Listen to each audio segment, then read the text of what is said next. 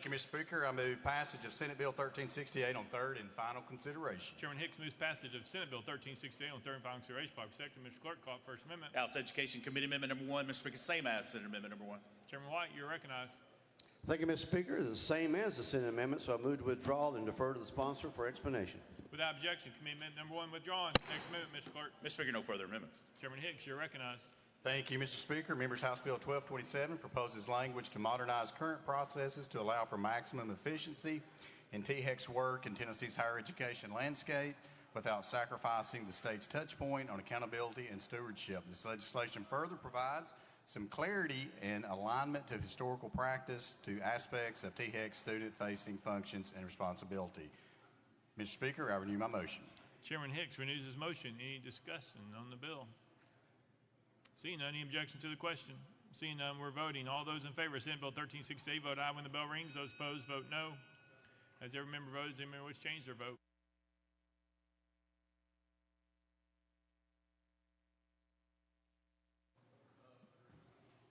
Heard aye. Mr. Clerk, please take the vote.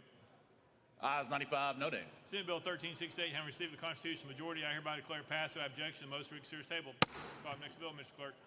House Bill 654 by Hicks of Washington relative to health insurance. Mr. Speaker, the Senate bill is on the desk. Representative Hicks, you're recognized. Thank you, Mr. Speaker. I move to substitute and conform to Senate Bill 0437. Representative Hicks moves substitute and conform to Senate Bill 437, properly seconded without objection. So ordered. Representative Hicks. Thank you, Mr. Speaker. I move passage of Senate Bill 0437 on third and final consideration. Representative Hicks moves passage of Senate Bill 437 on third and final consideration. Properly seconded. Mr. Clerk, call First Amendment. House Insurance Committee Amendment number 1, same as Senate Amendment number 1. Vice Chairman Hill, you're recognized. Thank you, Mr. Speaker. Move to withdraw. Without objection, Committee number 1 withdrawn. Next amendment, Mr. Clerk. Mr. Speaker, no further amendments. Representative Hicks, you're recognized. Thank you, Mr. Speaker. House Bill 437 is a model legislation to help physicians build psychiatric collaborative care model practices and will ensure that insurance companies will cover mental health services provided through those types of care models. Mr. Speaker, I renew my motion. Representative Hicks renews his motion. Any discussion on the bill? Seeing none, any objection to the question? Seeing none, we're voting. All those in favor of Senate Bill 437 vote aye when the bell rings. Those opposed vote no.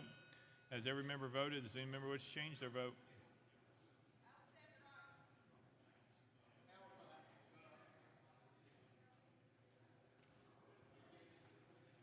Mr. Clerk, please take the vote.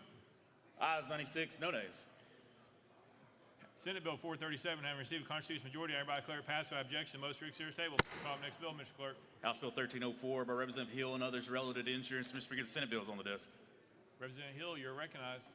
Thank you, Mr. Speaker. I move to substitute and conform to Senate Bill 1270. Representative Hill moves to substitute and conform to Senate Bill 1270 with properly seconded without objection. So ordered. Representative Hill. Thank you, Mr. Speaker. I move passage of Senate Bill 1270 on third and final consideration. Representative Hill moves passage of Senate Bill 1270 on third and final consideration. By second, Mr. Clerk, call it First Amendment. House Insurance Committee Amendment number 1, same as Senate Amendment number 1. Chair Lady Hilton Haynes, you are recognized. Thank you, Mr. Speaker. Same as Senate Amendment, move to withdraw. Without objection, Committee Amendment number 1 withdrawn. Next amendment, Mr. Clerk. Mr. Speaker, no further amendments. Representative Hill, you're recognized. Thank you, Mr. Speaker. This legislation repeals mini COBRA. It expands insurance options for farms and cleans up a couple of technical corrections in the code. And with that, Mr. Speaker, I renew my motion. Representative Hill renews his motion. Any discussion on the bill? Seeing none, any objection to the question? Seeing none. All those in favor of Senate Bill 1270 vote aye when the bell rings. Those opposed vote no. Has every member voted? Does any member wish to change their vote?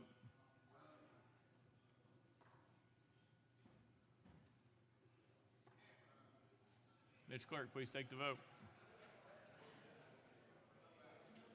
Ayes 95, no nays, 1 present not voting. Senate Bill 1270 having received a constitutional majority, I hereby declare it passed without objection. Most reconsidered table. Call the next bill, Mr. Clerk. House Bill 604 by Leader Lamberth relative to Alcoholic Beverage Commission. Leader Lamberth, you're recognized. Thank you, Mr. Speaker. I move passage of House Bill 604 on third and final consideration. Leader Lamberth moves passage by second. Mr. Clerk, call First Amendment. House State and Local Government Committee Amendment number 1. Chairman Crawford, you're recognized. Thank you, Mr. Speaker. This amendment rewrites the bill. I move to adopt and defer to the sponsor for further explanation. Chairman Crawford moves adoption of committee amendment number 1, probably seconded. Any discussion on the amendment? Seeing none, all those in favor of committee amendment number 1 say aye, aye. All those opposed say no. The ayes have it. You adopted. Next amendment, Mr. Clerk. Mr. Speaker, no further amendments. Leader Lamberth, you're recognized. Thank you, Mr. Speaker. This is a bill for the ABC. It just allows them to better investigate when a crash might have happened due to intoxication on alcohol. With that, I renew my motion. Leader Lamberth renews his motion. Any discussion on the bill? Seeing none, any objection to the question? Seeing none, we're voting. All those in favor of House Bill 604 as amended, vote aye when the bell rings. Those opposed, vote no. Has every member voted? Does any member wish to change their vote? Mr. Clerk, please take the vote. Ayes 94, no nays. House Bill 604 having received a constitutional majority, hereby declare it passed without objection. Most read series table. Call up next bill, Mr. Clerk. House Bill 1315 by Leader Lamberth, relative to ignition interlock devices. Mr. Speaker, the Senate bill is on the desk. Leader Lamberth, you're recognized. Thank you, Mr. Speaker. Move to substitute and conform to Senate Bill 1299. Leader Lamberth moves substitute and form Senate Bill 1299, probably seconded without objection. So ordered. Leader Lamberth, you're recognized. Thank you, Mr. Speaker. Move passage of Senate Bill 1299 on third and final consideration. Leader Lamberth moves passage of Senate Bill 1299 on third and final consideration, probably seconded. Mr. Clerk, call up First Amendment. House Judiciary Committee Amendment number 1, Mr. Speaker, same as Senate Amendment number 1. Chairman Farmer, you're recognized. Thank you, Mr. Speaker. Same as Senate amendment. Move to withdraw. Without objection, Committee Amendment number 1 withdrawn. Next amendment, Mr. Clerk. Mr. Speaker, no further amendments. Leader Lamberth, you're recognized. Thank you, Mr. Speaker. This bill comes from the Department of Safety and gives a little more flexibility when someone's on an ignition interlock device and when they get it calibrated and how that process works. With that, I renew my motion. Leader Lamberth renews his motion. Any discussion on the bill? Seeing none, any objection to the question? Seeing none. All those in favor of Senate Bill 1299, vote aye when the bell rings. Those opposed, vote no. Has every member voted? Does any member wish to change their vote?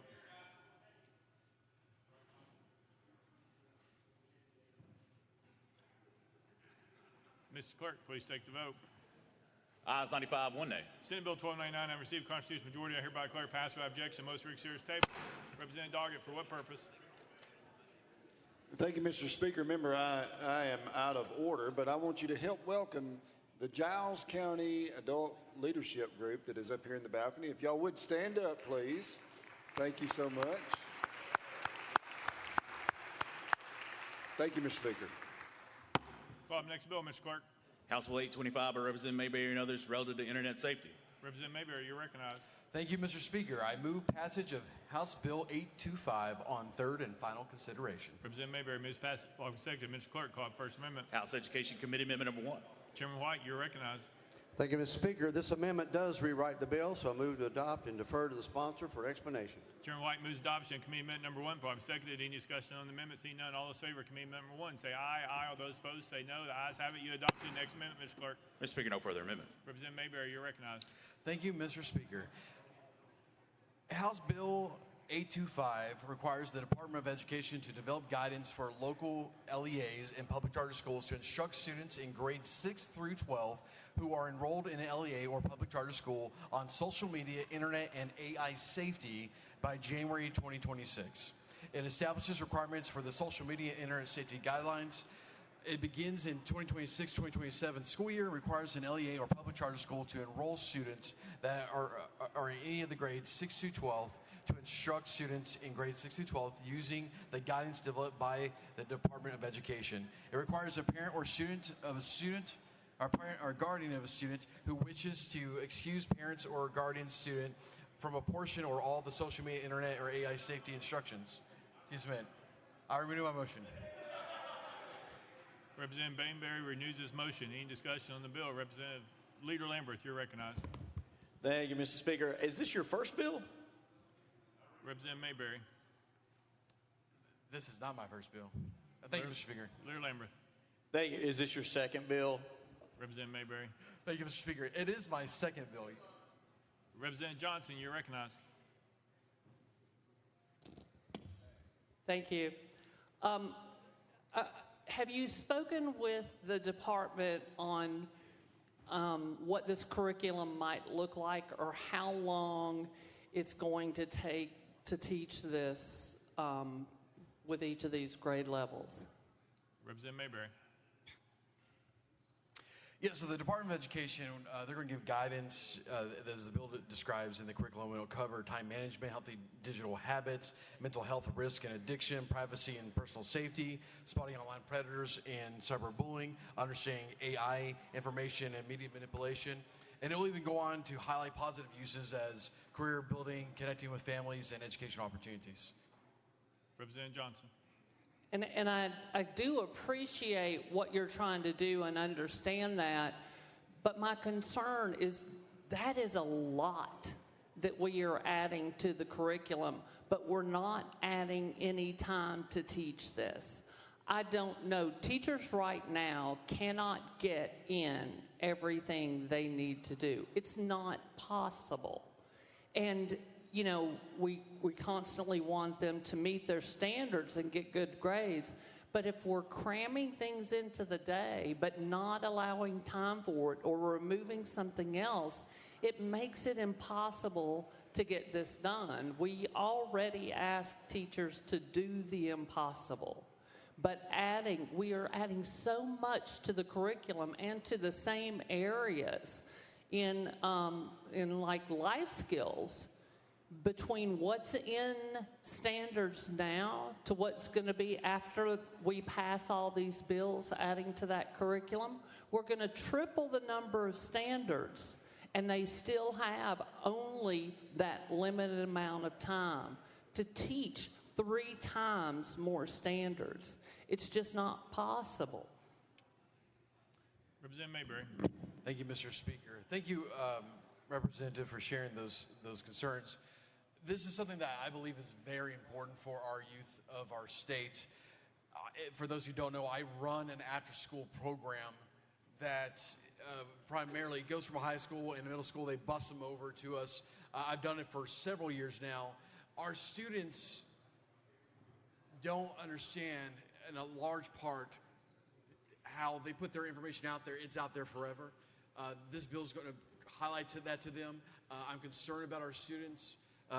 One piece of information I received right before I submitted this bill, specifically around AI, there was a young man, Swell Stetzer, and I would love to put this out there, that he was from Florida, and he ended up developing a relationship with an AI bot, and sadly, through the course of that relationship, that was obviously one-sided, the AI bot convinced this young man in Florida to commit suicide, 14 years old, to be with me.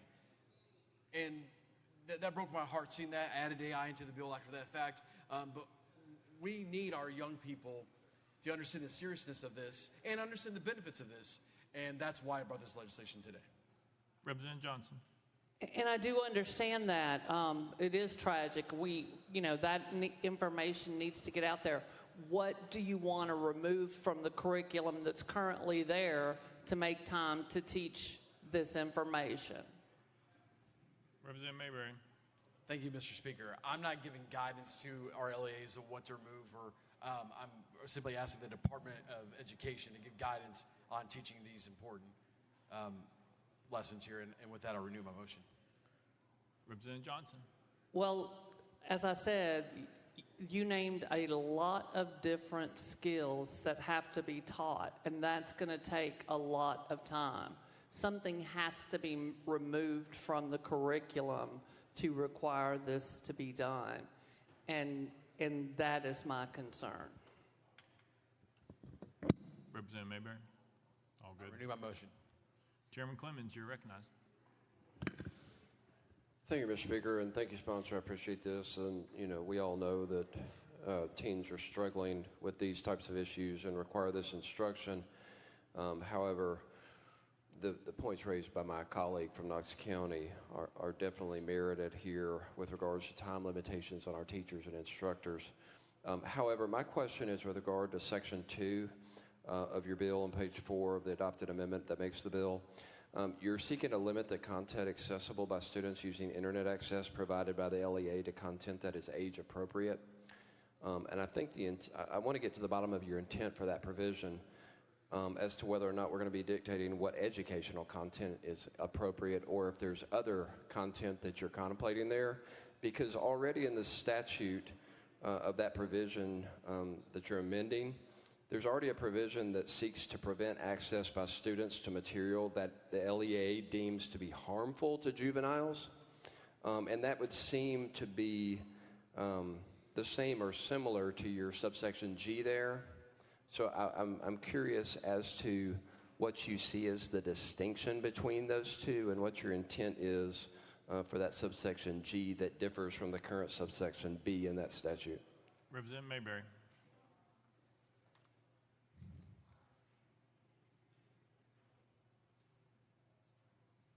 Thank you, Mr. Speaker. I think the overall heart and intent behind this is just to provide protection for our students, age appropriate. Within this bill as well, we're asking that social media is not being used during school hours unless it's specifically needed for instruction purposes. So we're just trying to put safety measures within our schools to protect our children.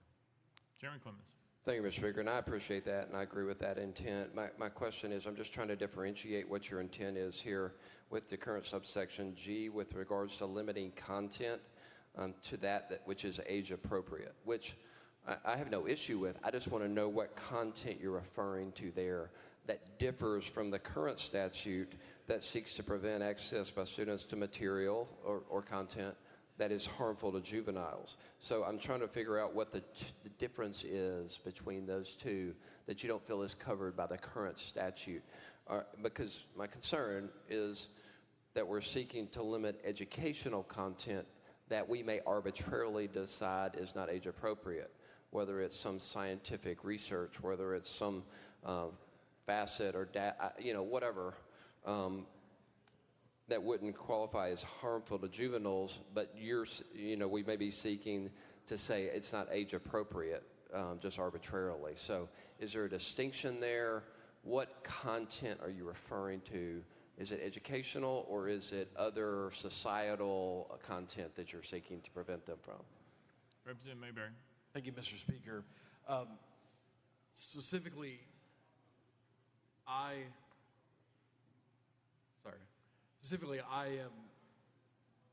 my goal here is just to make sure that we're setting up a system for our children to make sure they are not being exposed to things that they should not at the age in which they are at. So being age appropriate in that regard. But I don't have any specific thing I'm trying to block necessarily as any type of agenda. That's not what I'm trying to do here. Chairman Clemens. Thank you, Mr. Speaker. I'm afraid that if this were ever debated, or if the Board of Education or the department is going to look at this, they're going to be stuck trying to figure out the difference between subsections B in the current code and subsection G of this law, and trying to figure out the expansive scope and the intent for why we've got two redundant provisions in there, and they could use that to do something which is not intended by your law, which I think the spirit of it is well intended. So that's my question. So thank you. Appreciate it, Mr. Speaker. Thank you. Representative Garrett, you're recognized.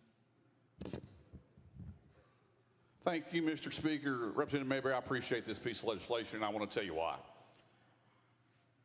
There's not a day, not a minute, not a time that goes by that our kids aren't attacked, aren't targeted for products, for no telling what kind of stuff on social media. If they are exposed to things on social media that we can go into a store on, no parent would allow that person to walk into that store to have our kids exposed to for what they're exposed to on social media. So I am absolutely shocked that we believe, or that some people in this chamber would believe, that somehow our teachers wouldn't want to, one, learn a little bit of things for themselves, and then understand to have a conversation with their students to realize what they have on their phones, the danger that poses.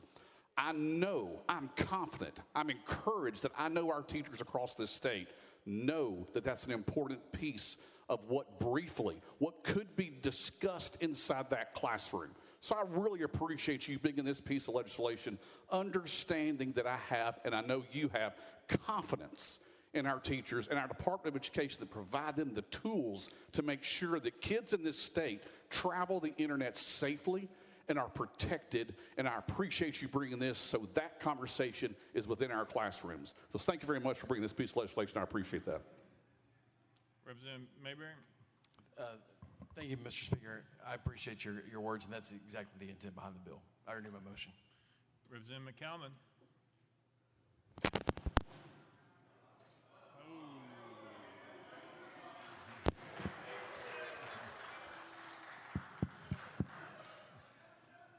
It's not broken. Thank you, Mr. Speaker. And sponsor, again, to echo my colleague from Sumner County's comments, thank you for bringing this bill. In 2023, the Surgeon General put out a report regarding the risks of social media. It found that adolescents, teens between the age of 13 to 17 who spent more than 3 hours a day on social media have double the risk for depression, anxiety, and other mental health disorders. They found that that same group, when it came to body image and self-appreciation, they found up a 46% decrease in how they viewed themselves by using social media. They found also that our kids are using social media on average, 96% on average, 3.5 hours a day. We need to educate our kids about the dangers. I appreciate you bringing this bill, so look forward to voting for it, sir. Good job. Representative Sapicki. Move previous question. Previous question being called. Is there objection? Seeing none, we're voting. All those in favor of House Bill 825 as amended, vote aye when the bell rings. Those opposed, vote no. Has every member voted? Does any member wish to change their vote?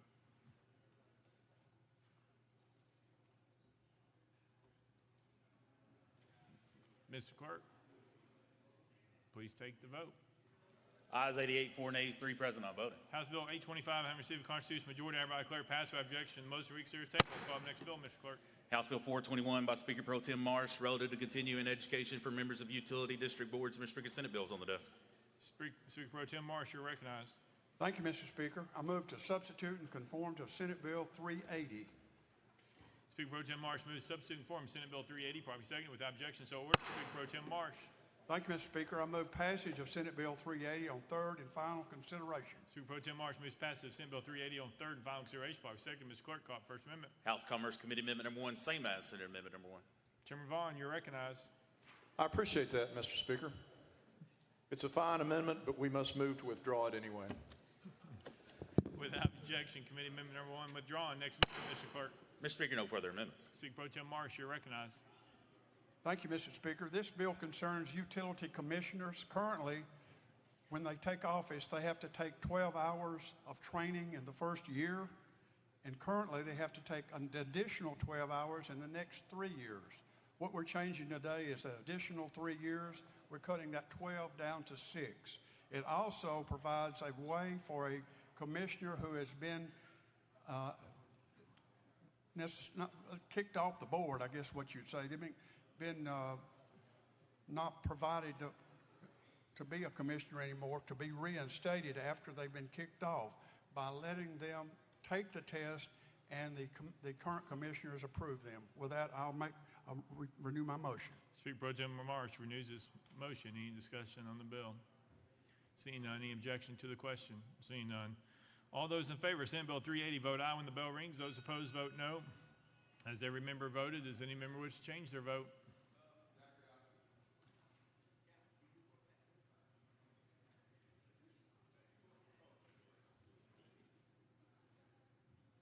Mr. Clerk, please take the vote. Ayes 93, 2 nays, 1 present, not voting. Senate Bill 380 having received a constitutional majority, I hereby declare passed without objection. The most week series table. Call the next bill, Mr. Clerk. House Bill 861 by Representative McCalman and others, relative to special education. Representative McCalman, you're recognized. Thank you, Mr. Speaker. I move passage of House Bills 861 on third and final consideration. Representative McCalman moves passage, probably seconded. Mr. Clerk, call First Amendment. House Education Committee Amendment number 1. Chairman White, you're recognized. Thank you, Mr. Speaker. We're going to move to adopt and defer to the sponsor for explanation. Chairman White moves adoption of Committee Amendment number 1, probably seconded. Any discussion on the amendment? Seeing none, all those in favor of Committee Amendment number 1 say aye. Aye. All those opposed say no. The ayes have it. You adopted. Next amendment, Mr. Clerk. Mr. Speaker, no further amendments. Representative McCalman, you're recognized. Thank you, Mr. Speaker. Members, what House Bill 861 does is codify the current State Board of Education rules requiring an LEA to give notice of parents or guardians at least 10 days before an IEP hearing and provide a copy of the draft IEP at least 48 hours before the scheduled meeting.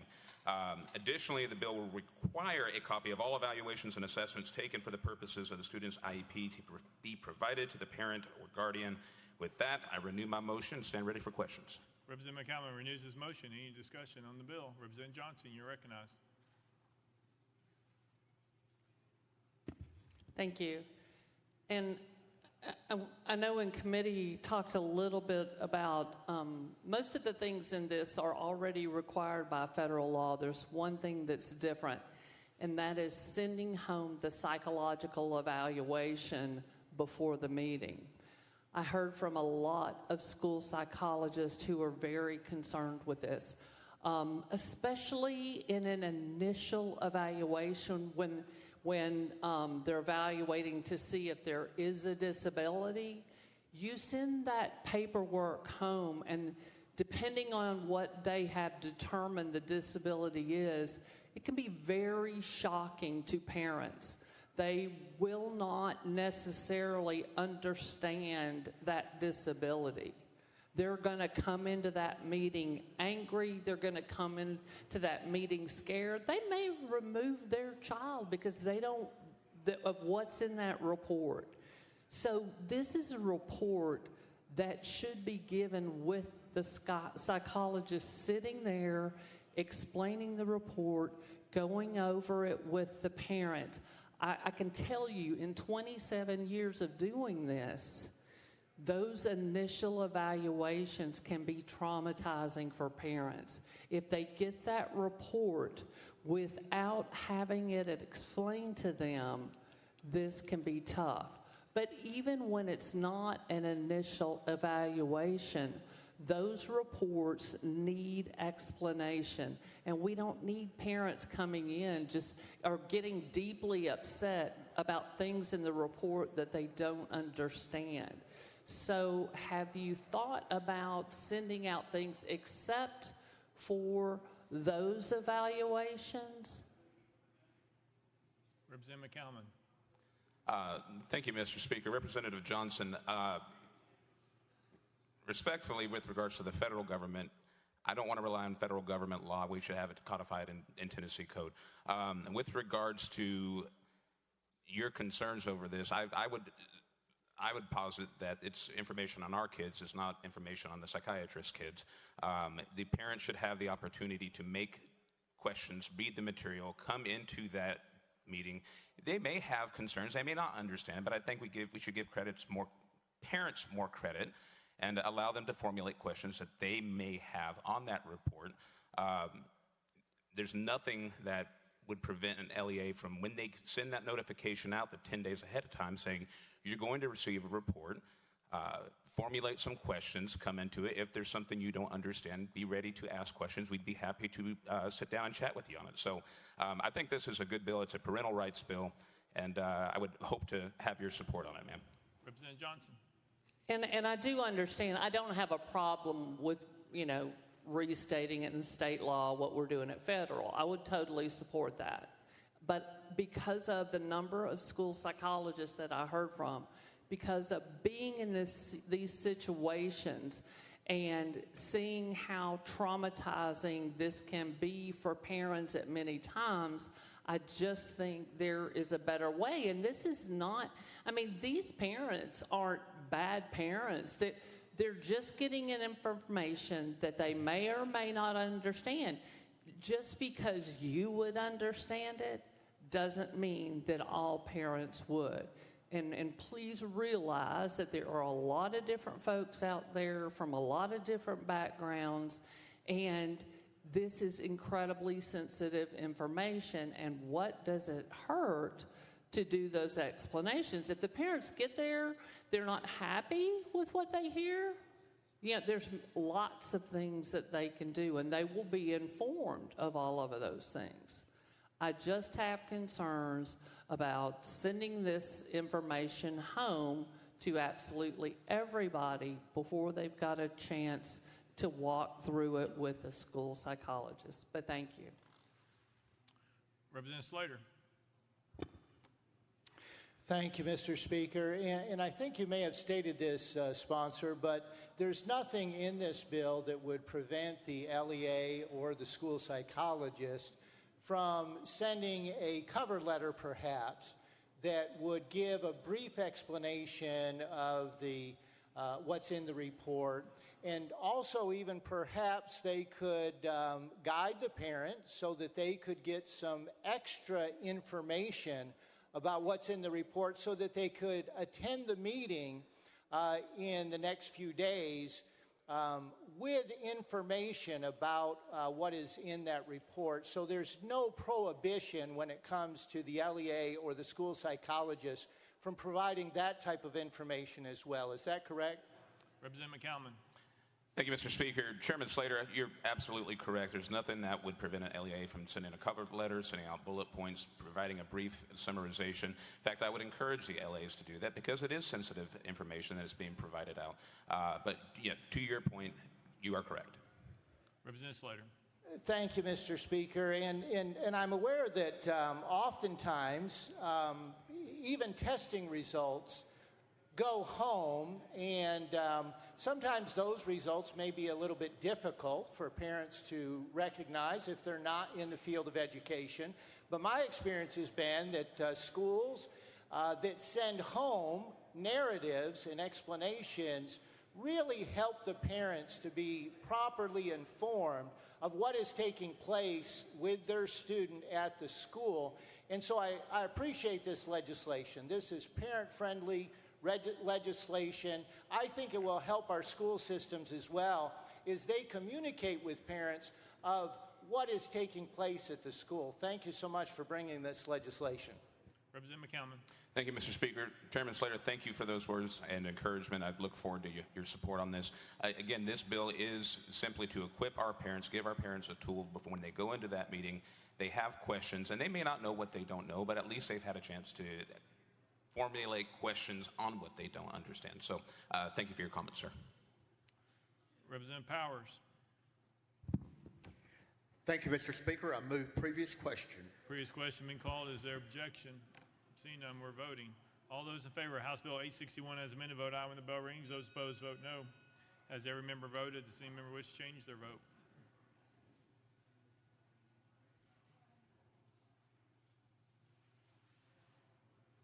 Mr. Clerk, please take the vote. Ayes 92, 1 nay, 2 present, not voted. House Bill 861 and received a constitutional majority. Everybody declare passed without objection. Most read series table. Call up next bill, Mr. Clerk. House Bill 219 by Representative Reedy and others relative to property. Representative Reedy, you are recognized. Thank you, Mr. Speaker. I move passage of House Bill 219 on third and final consideration. Representative Reedy moves passage. Public Secretary. Mr. Clerk, call up First Amendment. House State and Local Government Committee Amendment Number 1. Chairman Crawford, you're recognized. Thank you, Mr. Speaker. This amendment makes the change that the Attorney General and the reporter may seek and collect a civil penalty. Move to adopt. Chairman Crawford moves adoption of Committee Amendment Number 1. Properly seconded. Any discussion on the amendment? Seeing none. All those in favor of Committee Amendment Number 1 say aye. Aye. All those opposed say no. The ayes have it. You adopted. Next amendment, Mr. Clerk. Mr. Speaker, no further amendments. Representative Reedy, you're recognized. Thank you, Mr. Speaker. This bill, as amended, requires foreign persons, businesses, and governments who report agriculture land investments to the United States Department of Agriculture under the Agriculture Foreign Investment Disclosure Act of 1978 to also file a copy with the Commissioner of the Department of Agriculture. With that, Mr. Speaker, I renew my motion. Representative Reedy renews his motion. Any discussion on the bill?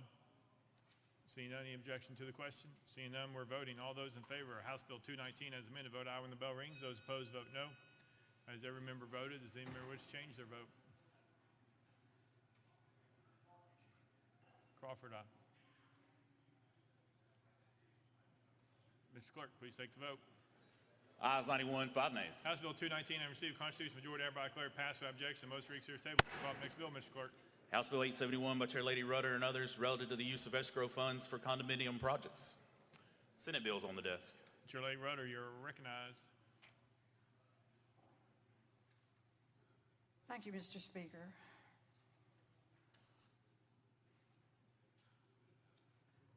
I move to substitute and conform to Senate Bill 1079. Chair Lady Rudder moves substitute form. Senate Bill 1079, probably second without objection. So ordered. Chair Lady Rudder, you're recognized. Thank you, Mr. Speaker. I move passage of Senate Bill 1079 on third and final consideration. Chair Lady Rudder moves passive Senate Bill 1079 on third and final consideration. Probably second. Mr. Clerk, call up the First Amendment. House Commerce Committee Amendment Number 1, Mr. Speaker, it's the same as Senate Amendment Number 1. Chairman Vaughn, you're recognized. Thank you, Mr. Speaker. We're going to move to withdraw that thing. Without objection, Committee Amendment Number 1 withdrawn. Next amendment, Mr. Clerk. Mr. Speaker, no further amendments. Chair Lady Rudder, you're recognized. Thank you, Mr. Speaker. This legislation will allow residential condo developers to use the buyer's deposit for construction costs with the buyer's consent. This will enable the developers to move forward with approved projects more efficiently, helping to address the growing demand of housing in Tennessee. I renew my motion. Chair Lady Rudder renews her motion. Any discussion on the bill? Seeing none. Any objection to the question? Seeing none. All those in favor of Senate Bill 1079 vote aye when the bell rings. Those opposed vote no. Has every member voted? Has any member wish to change their vote? Slater, aye. Lamberth, aye.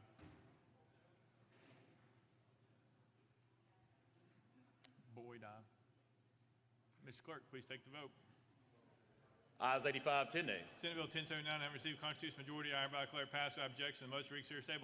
Call the next bill, Mr. Clerk. House Bill 373 by Representative Shaw, relative to tattoo artist licensing. Mr. Speaker, the Senate bill is on the desk. Representative Shaw, you're recognized. Thank you, Mr. Speaker. I move to substitute and conform to Senate Bill 497. Representative Shaw moves substitute and form Senate Bill 497, probably seconded without objection. So ordered. Representative Shaw, you're recognized. Thank you, Mr. Speaker. Thank you. I move passage of Senate Bill 497, third and final consideration. Representative Shaw moves passage of Senate Bill 497 on third and final consideration. Probably seconded. Mr. Clerk, call First Amendment. House Commerce Committee Amendment number 1. Chairman Vaughn, you're recognized. Thank you, Mr. Speaker. We're substituting conforming to the Senate now, so I guess I need to move to withdraw. I don't think he's the same as.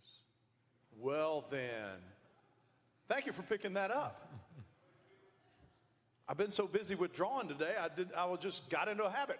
How about we move to adopt this amendment number 1, Mr. Speaker? Chairman Vaughn moves adoption of committee amendment number 1, probably seconded. Any discussion on the amendment? Seeing none. All those in favor of adopting committee amendment number 1 say aye. Aye. All those opposed say no. The ayes have it. You adopted the next amendment, Mr. Clerk.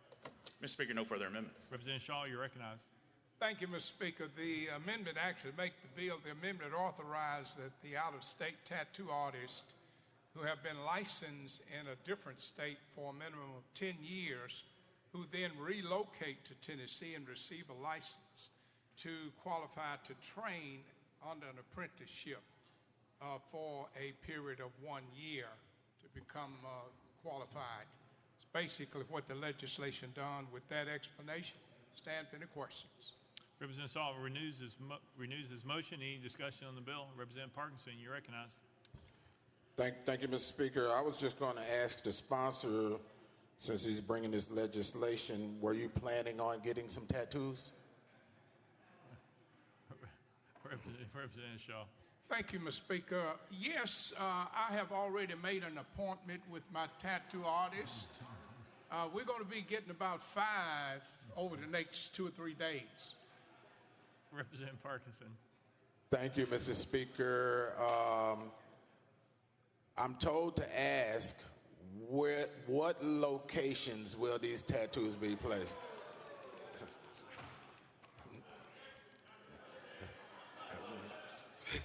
That's a need to know later. Representative Hardaway, you're recognized.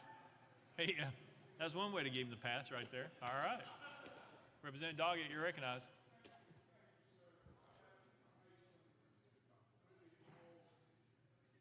Yeah, we got you. We got you. Representative Doggett, you're recognized. Very good. Thank you, Mr. Speaker. Out of curiosity, what kind of change are you making if this passes to what is current law? Representative Shaw. Thank you for that question. Thank you. Actually, now, if you move out of another state into Tennessee, you actually have to go through the process all over again to get licensed for Tennessee. This legislation allows you to come in and work 1 year under a qualified tattoo artist and receive your license after that time. That is a change of what the amendment does. Representative Doggett.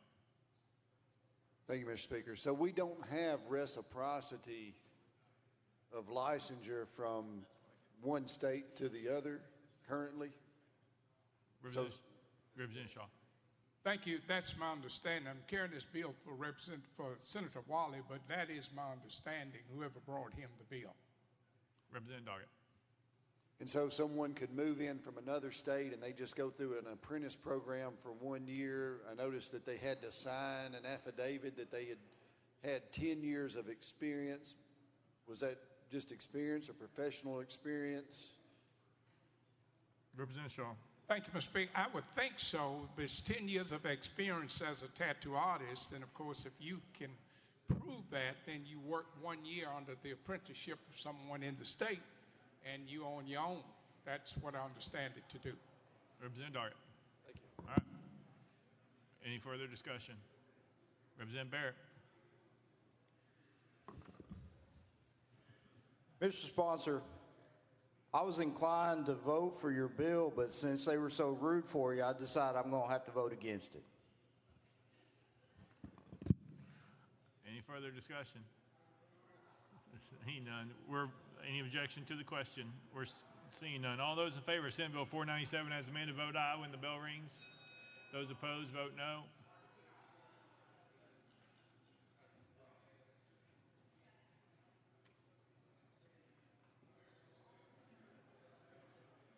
Mr. Clerk, please take the vote. Ayes 91, nay 3, present not voting. Senate Bill 497, having received a constitutional majority, I hereby declare passed without objection. The motion reconsiders table.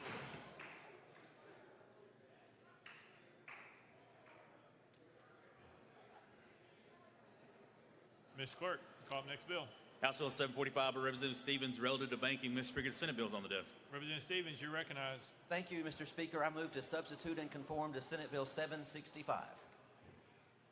Representative Stevens moves substitute and conform Senate Bill 765, probably second without objection. So ordered. Representative Stevens, you're recognized. Thank you, Mr. Speaker. I move the passage of Senate Bill 765 on third and final consideration. Representative Stevens moves passage of Senate Bill 765 on third and final consideration, probably second. Mr. Clerk, call up First Amendment. House Judiciary Committee Amendment number 1, same as Senate Amendment number 1. Chairman Farmer, you're recognized. Thank you, Mr. Speaker. Same as Senate Amendment. Move to withdraw. Without objection, Committee Amendment number 1 withdrawn. Next amendment, Mr. Clerk. Mr. Speaker, no further amendments. Representative Stevens, you're recognized. Thank you, Mr. Speaker. This bill deals with banking. It does two things. First, it extends the amount of time a bank has to respond to garnishment orders from 1 day to 2 days. And second, it allows a prevailing bank to recover attorney fees in actions for check fraud claims under the UCC. And with that, I renew my motion.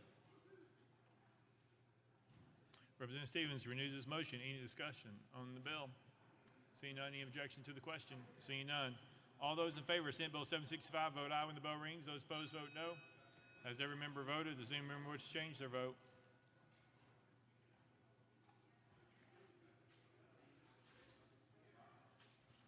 Mr. Clerk, please take the vote. Ayes 94, no nays, 1 present not voting. Senate Bill 765 having received a constitutional majority, everybody declare passed without objection. The motion reconsiders table. Call up next bill, Mr. Clerk. House Bill 368 by Representative Stinnett and others relative to student instruction. Mr. Speaker, the Senate bill is on the desk. Representative Stinnett, you are recognized. Thank you, Mr. Speaker. I move to substitute and conform to SB 319.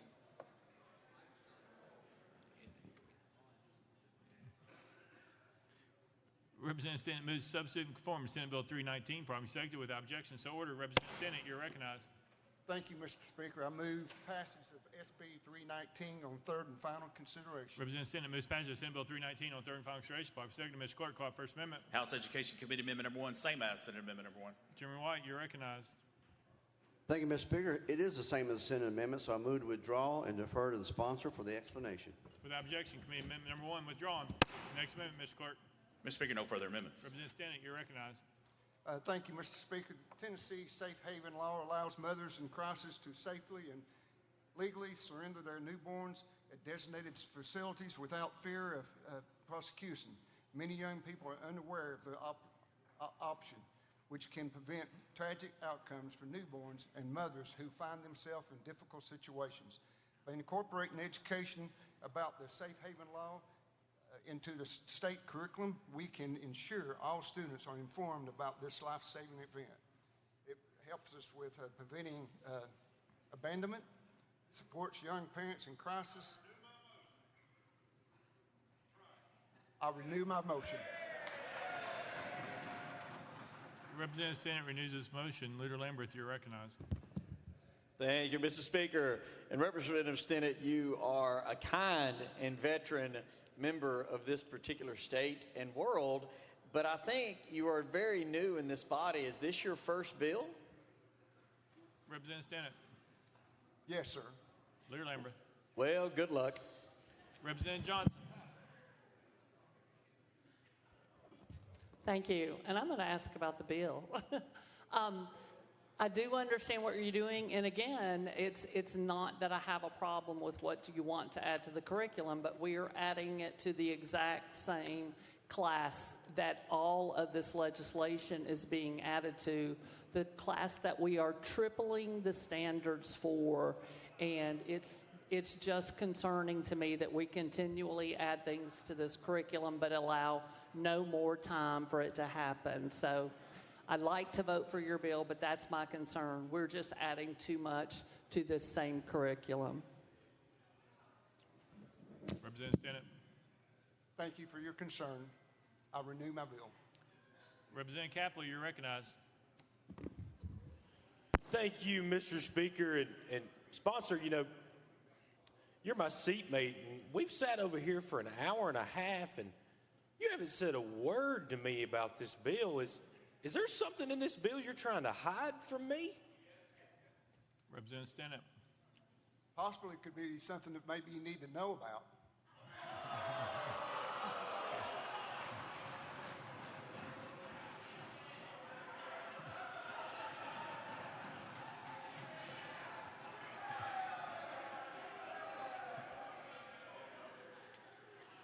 Representative Capley. Thank you, Mr. Speaker. I love you, sponsor. That's a political thing. You got to put that away. Representative Moon, you're recognized. Chairman Moon. Thank you, Mr. Speaker. Sponsor, is it true that you called a technical file on Representative Brock Martin? Representative Stinnett. Speaker, I renew my motion. All right. Chairman Vaughn, did I see that hand go up? Yes, sir. Thank you, Mr. Speaker, and it's with great appreciation. I appreciate the recognition. Mr. Sponsor, was your calendar messed up? Or are you just flexing because Dress Like Joe Towns Day is not until Monday?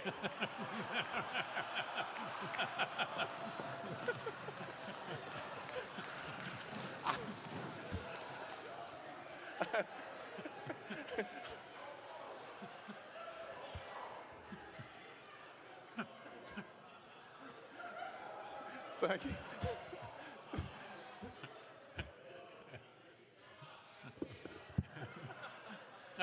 I think that's a one and done right there. I think we're good. Representative Towns, is there anything you need to add?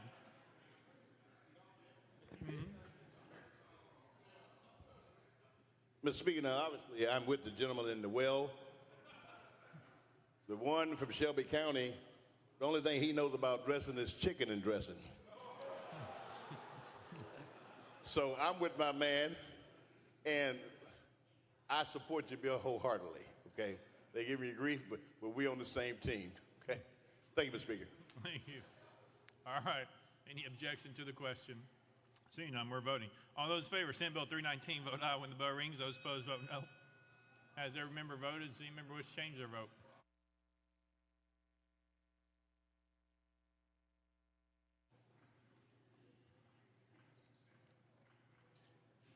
Mr. Clerk, please take the vote. Ayes 88, 3 nays, 4 present, not voting. Senate Bill 319 having received constitutional majority, I hereby declare it passed without objection. Motion to reconsider is tabled.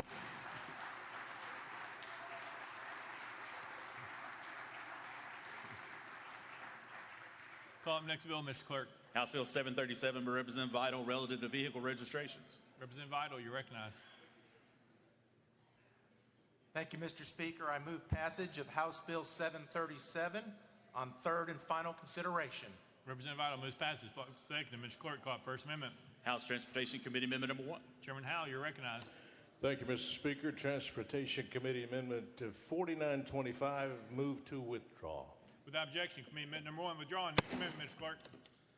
House Transportation Committee Amendment Number 2. Chairman Howell, you're recognized. Thank you, Mr. Speaker. Move to adopt and defer to the sponsor. Chairman Howell moves adoption of Committee Amendment Number 2. Properly seconded. Any discussion on the amendment? Seeing none. All those in favor of Committee Amendment Number 2 say aye. Aye. All those opposed say no. The ayes have it. You adopt the next amendment, Mr. Clerk.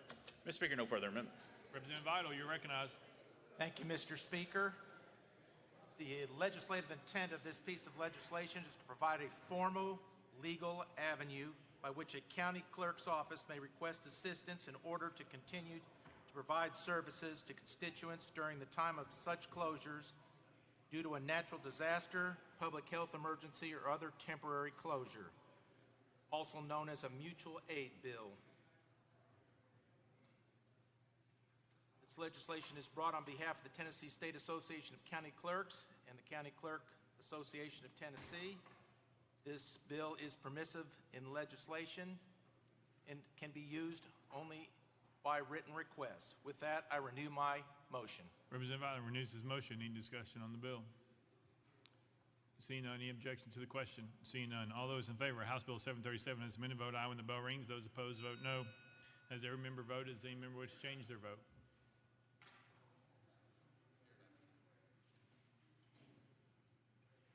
Mr. Clerk, please take the vote. Ayes 96, no nays. House Bill 737 now received constitutional majority. Hereby declare passed without objection. The motion reeks serious table. Call next bill, Mr. Clerk. House Bill 1337 by Representative Garrett and others relative to charitable gaming. Mr. Speaker, the Senate bill is on the desk. Representative Garrett, you're recognized. Thank you, Mr. Speaker. I move to substitute conform to Senate Bill 941.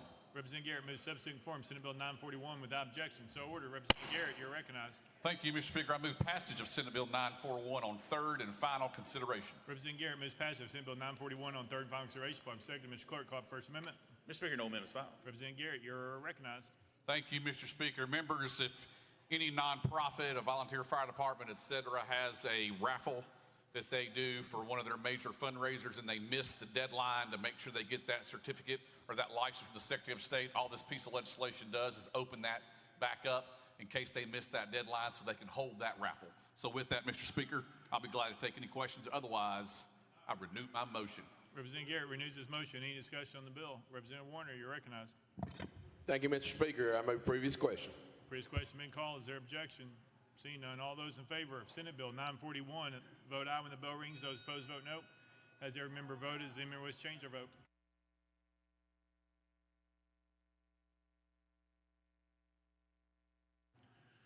Mr. Clerk, please take the vote. Ayes 94, no nays. Senate Bill 941 having received constitutional majority, hereby declare passed without objection. The motion reeks serious table. Call up next bill, Mr. Clerk. House Bill 141 by Chairman Hale and others relative to consumer billing. Mr. Speaker, the Senate bill is on the desk.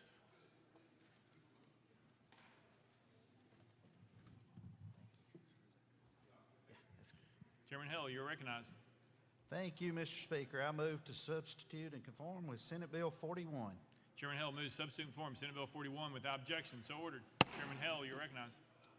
I move passage of Senate Bill 41 on third and final consideration. Chairman Hill moves passage of Senate Bill 41 on third and final consideration. Second, Mr. Clerk, call for First Amendment. Mr. Speaker, no amendments filed. Chairman Hill, you're recognized.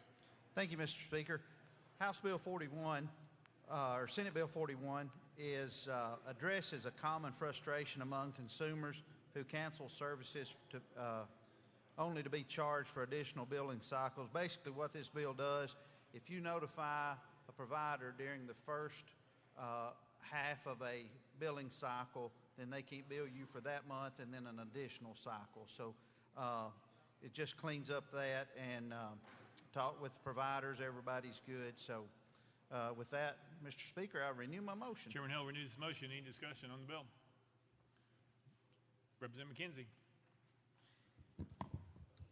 Thank you, Mr. Speaker. So the opposite side of that, if a person cancels their service on the 16th day of the month or the 17th day of the month, are you saying they're going to get charged for that month and the month after? And if so, why is that? Chairman Hill, you're recognized. Thank you, Mr. Speaker. Currently, they're being billed for both months already. So this just says if you notify during that first half of the billing cycle, then they just only bill you for that cycle. And if it's in the last half, then it would be that plus that next month. Representative McKenzie.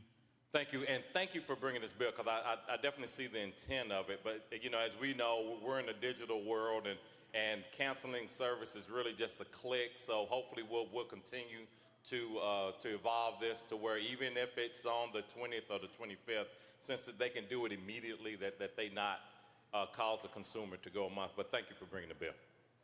Representative Johnson. Pat, got it. All right. Any further discussion?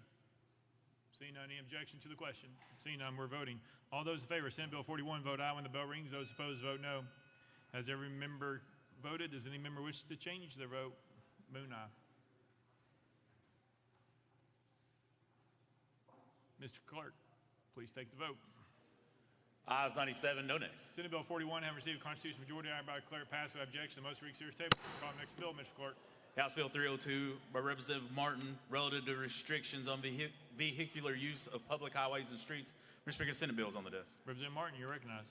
Thank you, Mr. Speaker. I move to substitute and conform to Senate Bill 248. Representative Martin moves to substitute and conform to Senate Bill 248. Properly seconded without objection. So ordered. Representative Martin. Thank you, Mr. Speaker. I move passage of Senate Bill 248 on third and final consideration. Representative Martin moves passage of Senate Bill 248 on third and final consideration. Properly seconded. Mr. Clerk, call it First Amendment.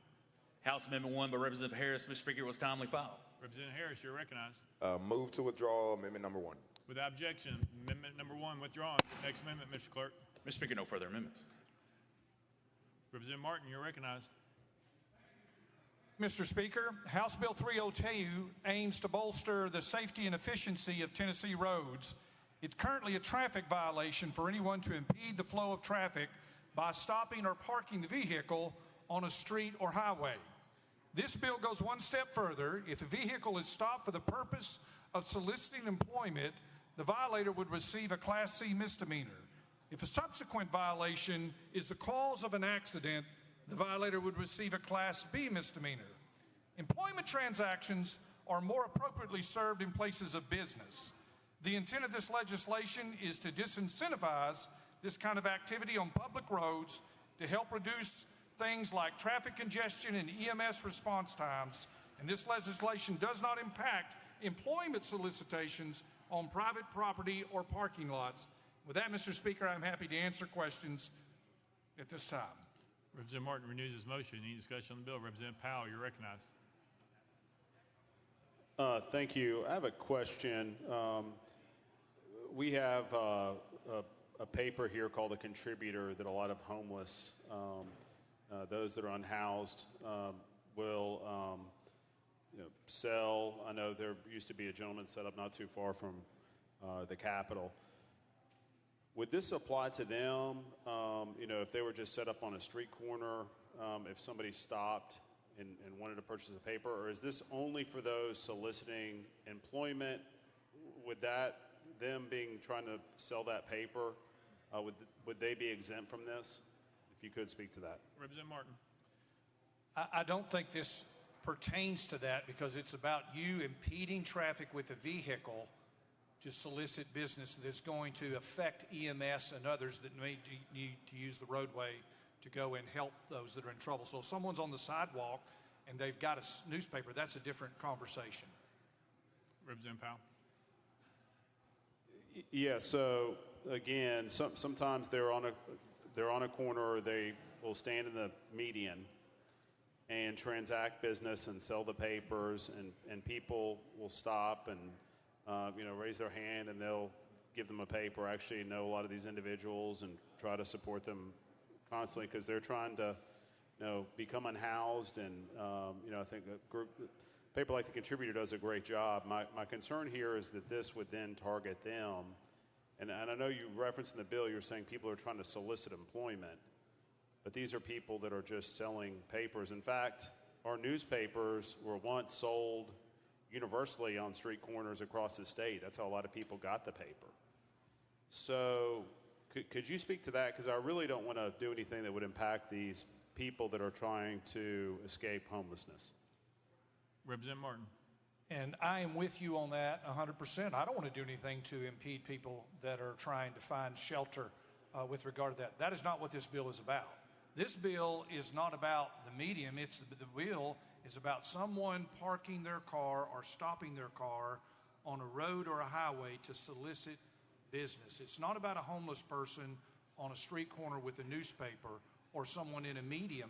It's about someone that is impeding the traffic flow, which is critical. When you think about how Tennessee roads have increased the traffic count, I believe from 6.5 to 6.7 million between the years 2021 and 2023 alone, and we all know about the congestion that's happening on our roads. What we don't need is our roads to be less safe because individuals are trying to get business on public property and impeding traffic. If they want to get business, they can go to a parking lot, they can go to a driveway, they can go to a place of business where it'd be more appropriate to solicit the business. But to take your vehicle and stop it in the middle of the road would be inappropriate and would be dangerous. Representative Powell. Okay, so let me ask you this. Oftentimes you'll see a lot of civic organizations. People are trying to raise money for their youth sport, for, I see all sorts of types of people that will go out and try to solicit donations on our roads on a weekend. I've even seen our firefighters out with a boot trying to get donations. And we're talking about the people, the exact people that you're saying you're impeding. They themselves think it's okay to go out with a boot in traffic and collect donations.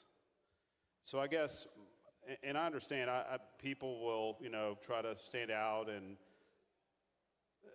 we have a lot of bad actors, and I'm very familiar with some of these groups that claim, and we see them show up on street corners a lot, and they're basically running a professional scam. But we also have a lot of people that are trying to raise money for civic organizations, again, the firefighters, and people that sell the contributor. And my fear here is that this bill, they would be liable, and someone can say, hey, this person is trying to impede traffic, and then they would be subject to prosecution. So again, that's my concern with this bill, and appreciate your back and forth with me. Thank you. Representative Martin. Thank you, Representative Powell. I do not think that this bill relates to that, because that's about individuals who do not have a car parked in the middle of a road that is impeding traffic. When I've encountered those individuals on Hickson Pike in my community and for solicitation, they always have their cars parked out of the way. They're not hurting traffic, and yet people are able to buy the candy bar or put a few bucks in the boot. And so that is a different conversation than what I think this legislation is attempting to address. And with that, Mr. Speaker, I am happy to renew my motion. Representative Martin renews his motion. Representative Harris, you're recognized. Thank you, Mr. Speaker. And sponsor, I know me and you have already spoken about this, and I had an amendment related to this legislation, but in part of your language, it says, as introduced, creates the offense of an occupant of a vehicle parking, leaving, standing, or stopping the vehicle on a street or highway and blocking or impeding the normal movement of traffic. In doing so, there was no exception, and it was brought to our attention. Giving you an example would be if we are having a parade that is considered blocking or impeding traffic. But in order to have the parade, you typically would get a permit of some sort from the jurisdiction. But there's no exception in this law for you to have had a permit. It just says that if you're impeding traffic, that you are creating some sort of offense. I use Memphis Police Department for an example. In our parades, they hold signs that say, join Memphis Police Department. That they are technically soliciting for business to people who are standing on the side of the street. So they're impeding traffic without an amendment to this language. Technically, they are in violation of this legislation. So again, this is something that you said we'll work on, and I just want to make sure that we brought this to attention that currently right now, if someone's having a parade, even if they do have a valid permit, they're still technically in violation because there's no exception currently to this legislation. Representative Martin. Representative Harris, I look forward to working with you in the future about the language with regard to a parade. But every parade that I've ever seen has been moving. Perhaps at a snail's pace, but it's moving. And this is not about a parade. People can get parade permits. This is about individuals that are stopping their cars or their vehicles in places that make it dangerous. Let's say that a young child down the road needs the emergency medical services, and someone has stopped their car on a road or a highway, and they've done this because they're looking for business. They're not looking for donations. They're not looking to promote the police department or other things, but they're looking for business. And what they're doing in that is they're making it dangerous so that that child down the road who needs emergency services vehicles, if what happens there, if the emergency vehicles can't get there, surely you don't think that that is appropriate, that we would allow people to park their cars to solicit business for that reason. And so I think it's one of those things. The parade is a separate issue. I'm with you on that. I don't think this bill is going to inhibit anybody from having a parade that is something that is slow moving. Representative Harris. And you're absolutely correct. I do believe that the gist of what you're actually trying to do is absolutely correct. It's just that the part that's not exempted from this is the parades, and not all parades are technically moving. Even in preparation for parades, we line up and you're standing in line waiting and you're impeding traffic for 20, 30 minutes before the actual parade starts. Half the parade is moving. Some people are still waiting to even get in line, but that is not an exception in here. And so again, I would love to work with you on this at the beginning of the next year. Representative Martin. And I commit to you, Representative Harris, that we will work together on that. I think that's important, but I think it's a separate issue. And with that, Mr. Speaker, I'm happy to renew my motion. Representative McCallum, you're recognized.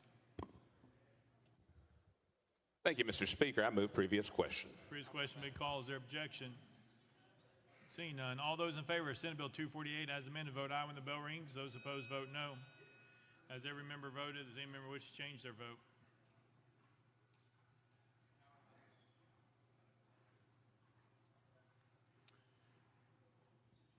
Mr. Clerk, please take the vote. Aye, 69, 17 nays, 9 present, not voting. Senate Bill 248 having received a constitutional majority, everybody declare passed without objection. Motion for reconsider is tabled. Let the journal reflect. Representative Gillespie is excused. Call the next bill, Mr. Clerk. House Bill 355 by Chairman Powers and others relative to virtual school students. Mr. Speaker, Senate bills on the desk. Representative Powers, you're recognized. Thank you, Mr. Speaker. I move to substitute and conform to Senate Bill 690. Representative Powers moves substitute and conform to Senate Bill 690. Probably seconded without objection. So ordered. Representative Powers, you're recognized. Thank you, Mr. Speaker. I move passage of Senate Bill 690 on third and final consideration. Representative Powers moves passage of Senate Bill 690 on third and final consideration. Probably seconded. Mr. Clerk, call First Amendment. House Amendment 1 by Representative Johnson. Mr. Speaker, was timely filed. Representative Johnson, you are recognized. Thank you. What this amendment does, I hate that I have to bring it, but I feel like I should because of the way some online schools operate. Not the local online schools. They do a great job of keeping attendance, knowing who's there, knowing who's getting the work done. But at least one, and some of our statewide online schools continually skirt their duties when it comes to attendance and when it comes to grades. And I know that our school systems are so particular about attendance with our sports, with folks playing sports, and about grades, and that is important. But what I know is happening is online schools are not, the ones that are statewide, are not staying on top of those things. And so I think we are creating an unfair situation with those who are not held to the same standards with some of these statewide online schools when it comes to taking attendance. So I'm bringing in this amendment to make sure that those who we know continually skirt the issue of attendance are not able to do that. So your local LEA online schools are doing that. They are fine. This just accepts the state online schools from this bill. Moved for adoption. Representative Johnson moves adoption committee amendment number one, House amendment not committee. Probably seconded. Any discussion on the amendment? Leader Lamberth, you're recognized. Thank you, Mr. Speaker. Appears to be a good bill just as it is. I would move to lay that motion on the table. That's proper motion, properly seconded. The parliamentary situation is Representative Johnson has moved adoption of amendment number 1. Leader Lambert has moved that motion to the table. That cuts off all debate except for that of the sponsor. Representative Johnson, you are recognized. Yes, again, I just want to reemphasize how hard our students work to play sports. They show up every day, they do what they need to do to get the grades, and are held accountable by their local LEA. The state online virtual schools do not have that accountability when they take attendance, and also their issue with their grades at time.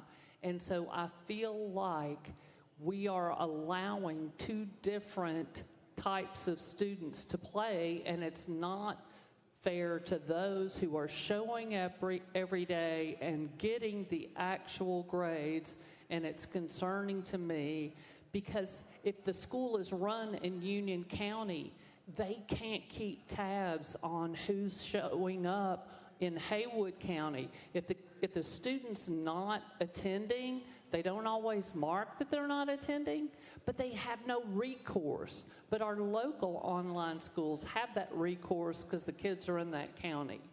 And so these kids don't have to have the same accountability. And I find that's a problem. So I ask you not to table this motion.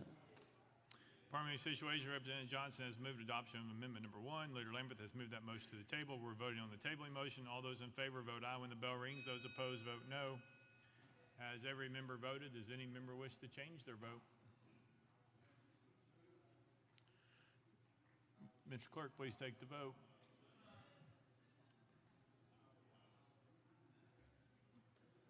Ayes 74, 22 nays. The ayes have it. The motion to adopt amendment number 1 is tabled. Next amendment, Mr. Clerk. Mr. Speaker, no further amendments. Representative Powers, you're recognized. Thank you, Mr. Speaker. Senate Bill 690 requires an LEA to permit virtual school students to participate in interscholastic athletics if the virtual school students satisfy all the eligibility requirements. A few years ago, we just allowed homeschool students to participate, but did not include the virtual school students in that bill. And that's what this bill will do. It will just permit them to participate also. And with that, Mr. Speaker, I renew my motion. Representative Powers renews his motion. Any discussion on the bill? Representative Warner, you're recognized.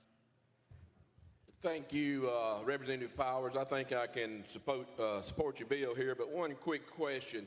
If we have a student at home that's learning virtually and receiving vouchers here from the taxpayers in the great state of Tennessee, will they get to participate in the local LEA sports? Representative Powers.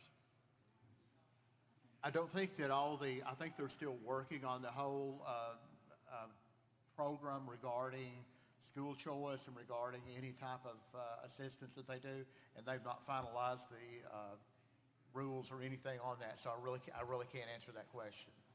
Representative Warner. Thank you, Mr. Speaker. Have you reached out to the commissioner and got her thoughts on whether the folks receiving the voucher, the kids that's learning from home virtually receiving vouchers, would get to play in the public school sports? Representative Powers. No, I really haven't, because, like I said, they're still formulating those rules, and those will not be out. My understanding is they won't be out until probably July or so. So those rules are still in the progress for looking into that. So I really can't answer that. I don't know if we need to go to our education. We could talk to Representative White, Chairman White, and maybe he could answer that. Could I defer to him, Mr. Speaker?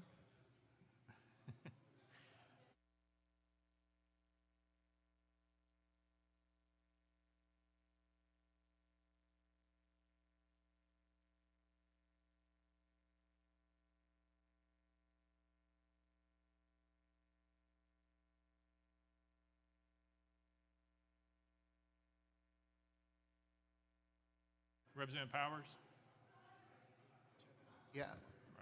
Thank you, Mr. Speaker. Yeah, all this is doing is just allowing virtual school students to participate in sports just like homeschool students do now. So the same rules would apply. So it really doesn't have any effect to do with any kind of school choice or vouchers, as you call them. It really wouldn't be affected by that. Representative Warner. Thank you, Mr. Speaker. Again, sponsor, when I read the legal summary of the bill, it does not exclude voucher students from participating, the virtual voucher students from participating in the local LEA. Appreciate that. I think that was a statement, not a question. Representative McKenzie, you're recognized. Thank you, Mr. Speaker. So in terms of, help me understand what the process would be, because you said that they have to meet all the conditions as a homeschool student does. So in terms of vaccinations, my question is, because what I'm concerned with is, if they're not vaccinated for tuberculosis or polio or even the measles, in one wrestling tournament, we could have widespread issues. But so you said earlier that they have to meet all the same standards. Does that include having up-to-date vaccinations? Representative Powers. Thank you, and thank you for the question, but it's just the same that the homeschool students require right now, so they would have to go through the same eligibility requirements in order to do that. And I'm not sure if all of those, which particular vaccinations they have to have, but it would be that. And the TSSAA has approved this, so I'm sure that they would require whatever they have to with the homeschool. Representative McKenzie. Yeah, thank you for that. So the main ones, I would say. So I appreciate that those are covered. My second and last question is, concern and then question about this is, not everyone's will go to virtual school for great reasons, because they're a better learner and it's in a closed environment or things of that nature. Some students might use this as an opportunity to transfer to different schools within the LEA, and I think they can stay within the LEA.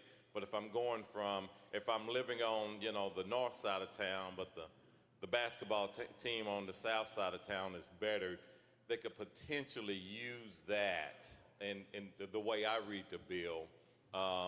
So my question is, are they forced to go? I had to use the word forced. Are they required to go if they want to participate in high school athletics?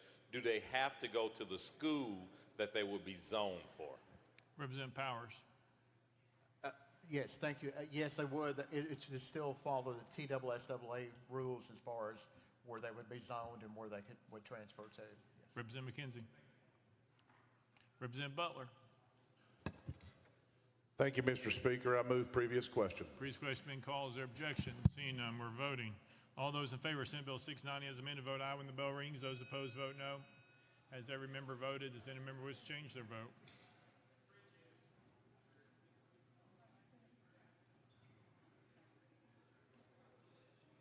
Mr. Clerk, please take the vote. Aye, 73, 22 nays, 1 present, not voted. Senate Bill 690 having received a constitutional majority, I hereby declare it passed without objection. The motion reconsiders table. Call up next bill, Mr. Clerk. House Bill 1020 by Chairman Russell and others relative to claims against law enforcement officers. Mr. Speaker, the Senate bill is on the desk. Representative Russell, you're recognized. Thank you, Mr. Speaker. I move to substitute and conform to Senate Bill 280. Representative Russell moves passage. Bobby seconded. Mr. Clerk, any amendments been filed?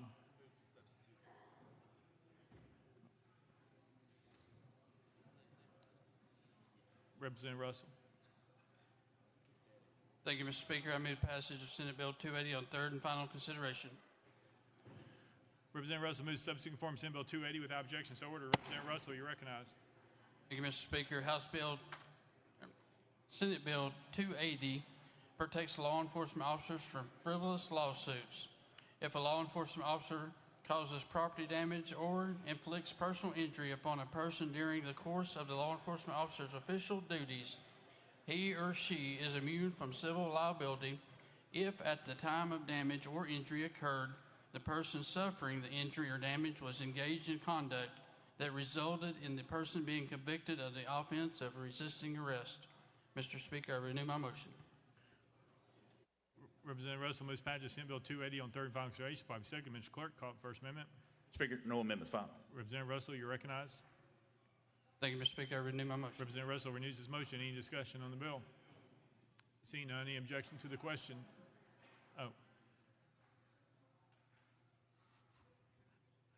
Representative Jones, you're recognized. Of Davison. Thank you. To the sponsor, the concern with this bill is that this is a bill that is targeting the constitutional rights of our citizens under the Fourth Amendment. So currently under Tennessee law enforcement officers are generally immune from lawsuits under qualified immunity. Meaning they can't be sued unless their actions violated clearly established constitutional right and a reasonable officer wouldn't have believed their conduct was legal. However, this immunity does not shield them from liability if they destroy property during a stop and frisk that violates a person's rights, such as the Fourth Amendment's protection against unreasonable searches and seizures. So what your bill would be doing is that, say a law enforcement officer broke a window or damaged property not related to a crime, they would be immune. And the concern with this is that this is restricting not only the Fourth Amendment, but also citizens' rights and Tennessee's right to a jury to hear their grievance if their rights are violated. And I think this is contradictory to the oath we took to say that we would not go back on Tennesseans' rights. And so can you respond to those concerns? Representative Russell. Thank you, Mr. Speaker. This does not change qualified immunity and does not apply if the officer's conduct was grossly negligent or willful misconduct. Representative Jones. Thank you. That was not my question. So we already have qualified immunity, which we agree with. That's what I just stated. But this is taking it a step further and saying that if an officer damages property not related to a crime, if they break into a window of a vehicle and then conduct an unreasonable search and seizure, they could not be civilly liable. And so since we already have qualified immunity, why are we taking this a step further if qualified immunity already exists in the state and gives them some type of immunity? This is taking it even further and saying that if you do something outside of the bounds of the constitutional rights, then you will have immunity from civil cases and lawsuits. Can you respond to that specific concern? Representative Russell. Thank you, Mr. Speaker. This is to help reinforce qualified immunity. With the constant attacks on our law enforcement, this will send a clear message that we stand with the police officers so they don't have the extra stress of potential lawsuits. While some elected officials want to defund the police and strip their immunity, this bill will reject that idea. There's no reason a law enforcement officer should have extra stress and worry about these lawsuits. Members, we will listen to every reason under the sun for a justification of voting against this bill. This bill supports our law enforcement. Mr. Speaker, if it comes to it, I'm willing to stand here and support our law enforcement until hell freezes over. Members, whether you live in the mountains of East Tennessee or the banks of the Mississippi or anywhere in between, I ask you to stand with me in protecting our law enforcement. Thank you, Mr. Speaker. Representative Jones. That was a very well-rehearsed monologue that you had written before you, but that did not answer my question.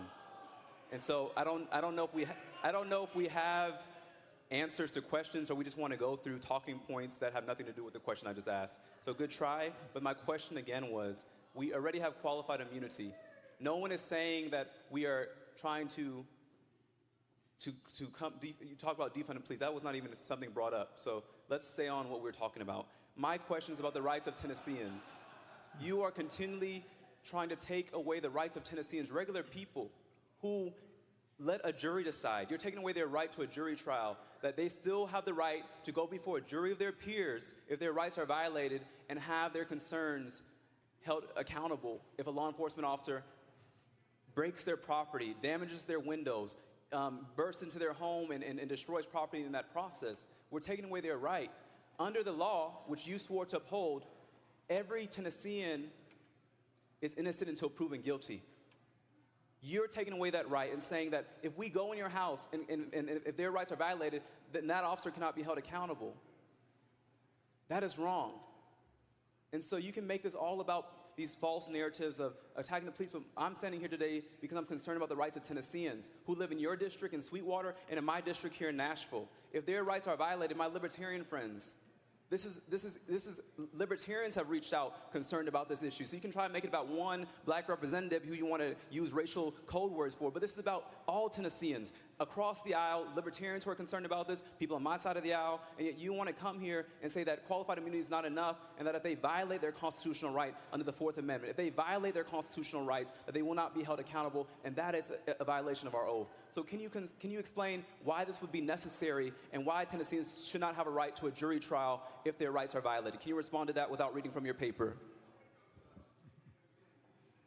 Somebody's mad. Representative Russell, you're recognized.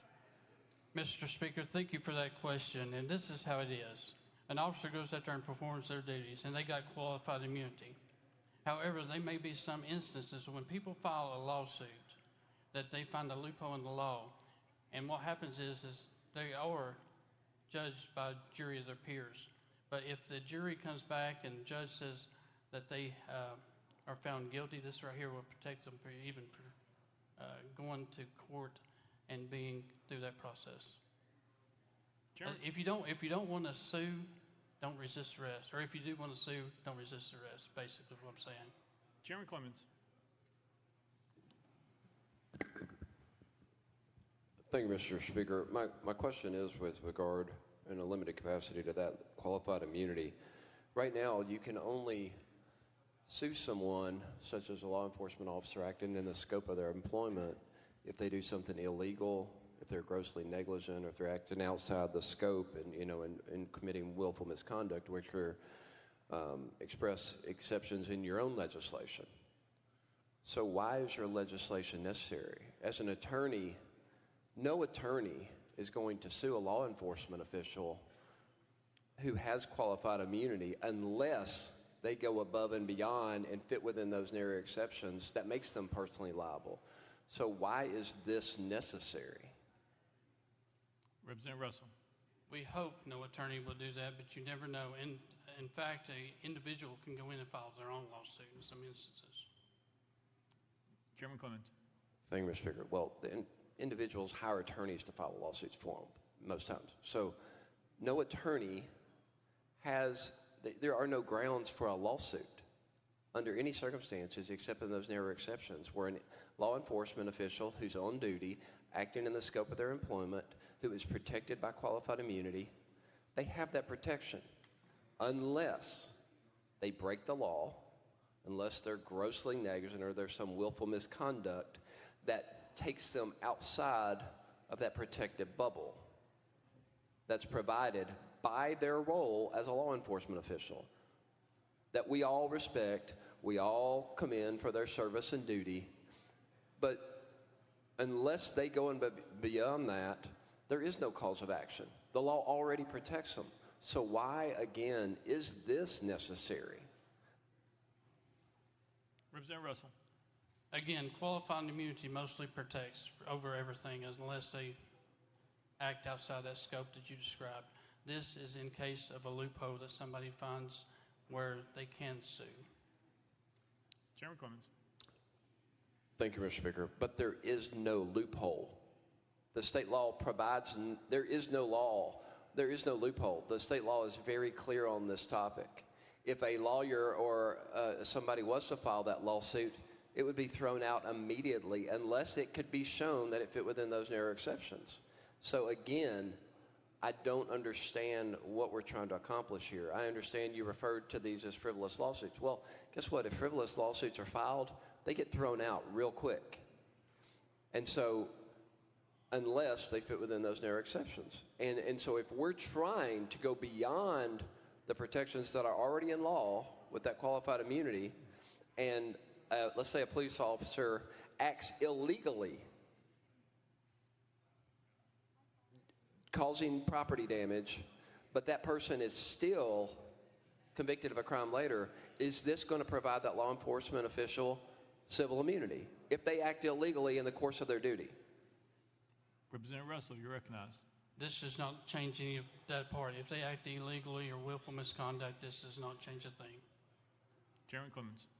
All right, I just want to be very clear that we're not expanding this beyond what is already allowed in current law. And if your answer is correct, and that's not your intent, then I would argue that this law that you're passing today is unnecessary because this issue is already covered under current law. Thank you, Mr. Speaker. Thank you, sponsor. Representative Russell? I don't have anything. All right. Representative Doggett, you're recognized. Thank you, Mr. Speaker. I'm just looking for clarification in this. A call for a domestic situation, officers arrive, they hear something going on in the house, they make entry through the door is damaged, an individual is arrested. That individual could still sue the department, he just could not sue the officer for the damages that were made to the door when they effected the arrest. Representative Russell? That's correct. They can still sue the departments or agencies, yes. Representative Doggett? Good job. I stand with you and law enforcement.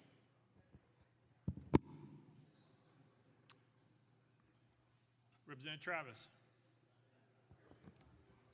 Thank you, Mr. Speaker. Move previous question. Previous question been called. Any objection? Seeing none, we're voting.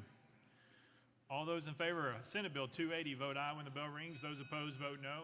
Has every member voted? Does any member wish to change their vote?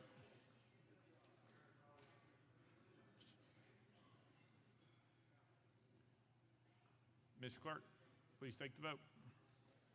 Aye 76, 14 nays, 5 present, not voted. Senate Bill 280 having received a constitutional majority, everybody clerk pass without objection. The motion reads series table. Call the next bill, Mr. Clerk. House Bill 1173 by Chairman Williams relative to public purchases. Representative Williams, at your desk. Thank you, Mr. Speaker. I move to hold this on the desk. Without objection, on the desk, held. Call the next bill, Mr. Clerk. House Bill 1318 by Representative Reeves and others relative to the repeal date with Access Tennessee Act of 2006. Mr. Speaker, the Senate bill is on the desk. Representative Reeves, you're recognized. Thank you, Mr. Speaker. I move to substitute and conform to SB 1304. Representative Reeves moves substitute and form Senate Bill 1304 without objection. So ordered. Representative Reeves, you're recognized. Thank you, Mr. Speaker. I move passage of SB 1304 on third and final consideration. Representative Reeves moves passive Senate Bill 1304 on third and final consideration. By second, Mr. Clerk, call it First Amendment.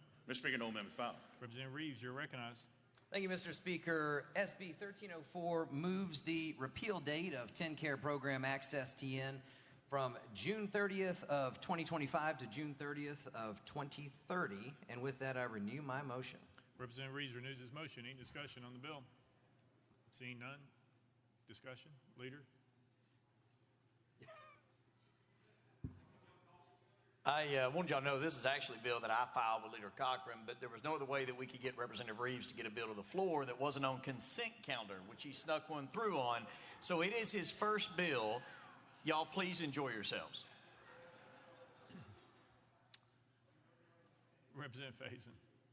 Thank you, Mr. Speaker. Would Leader Lamberth come back to the well? Leader Lamberth?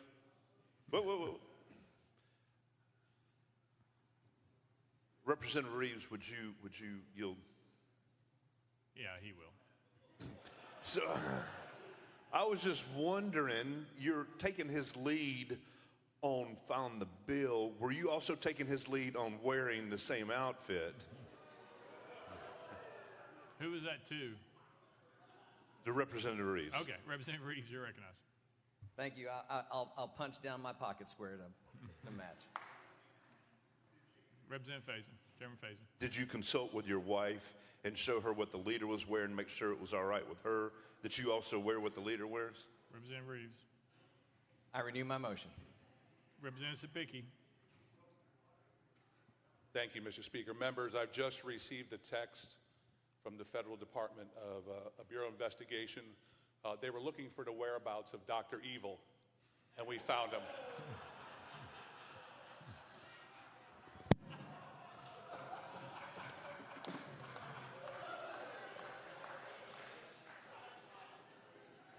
Any objection to the question?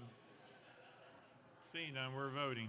All those in favor of Senate Bill 1304 vote aye when the bell rings. Those opposed vote no. Has every member voted? Does any member wish to change their vote?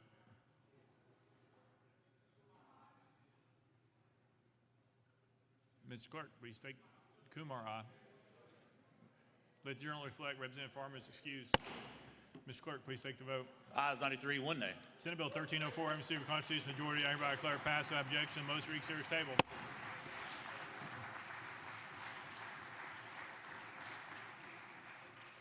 Call up next bill, Mr. Clerk.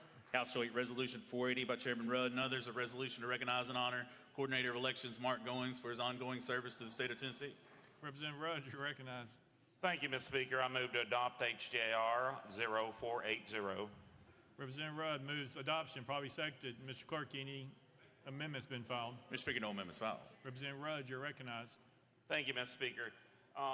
It's my honor to recognize Director of Elections Mark Goins. He has gone out of his way to ensure that 3 years in a row that our election process is rated #1 on election integrity in the state. And whether it be Republicans or Democrats, he has worked upon the request of any member to improve their bill and make sure their bill is constitutional and within state law and if it's needed.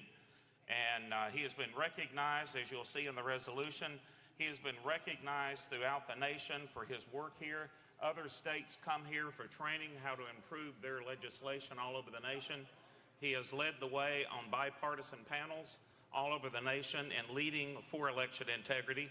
He is also a former member of the State Election Commission and a former member of this House, and this is in recognition of all he's done. Recently, on a conference call with governors from around the state, President Trump was asked by the governor of Louisiana, what can we do to improve election integrity in Louisiana? And he said, do what Tennessee does. They do it best in the nation. And that's something that all parties can be appreciative of here in Tennessee. With that, I renew my motion. Representative Rudd renews his motion. Any discussion on the bill? Representative Freeman, you're recognized. You pass. Representative Mitchell, you're recognized. Yeah, thank you, Mr. Speaker. As the old adage goes, he has one job. He has one job. So let's just go through it. 2012, we were 46th in the nation in turnout. 2014, we were 50th. 2016, hey, we had some improvement. We were 49th in the nation. Oh, and he got rolling in 2018. We got to 44th. Then 2020, 47th. But then he outdid himself in 2022. We finished 51st, even behind the District of Columbia. Folks, if he was an LEA, y'all would vote to take him over and turn him into a charter. You know, come on. So, I mean, you know, we can honor.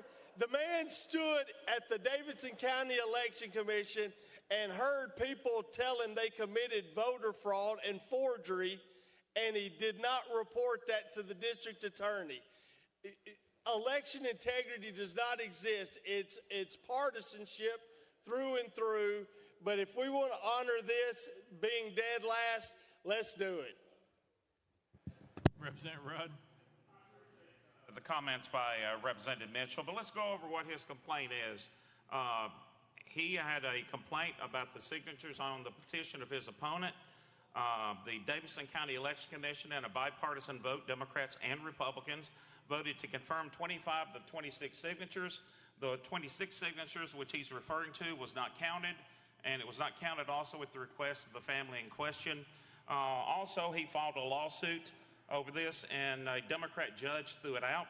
He Mark Goins, in fact, did meet with the district attorney, and the district attorney, a Democrat district attorney, has refused to prosecute, and that is not the fault of Mark Goins. He does not have prosecutable powers.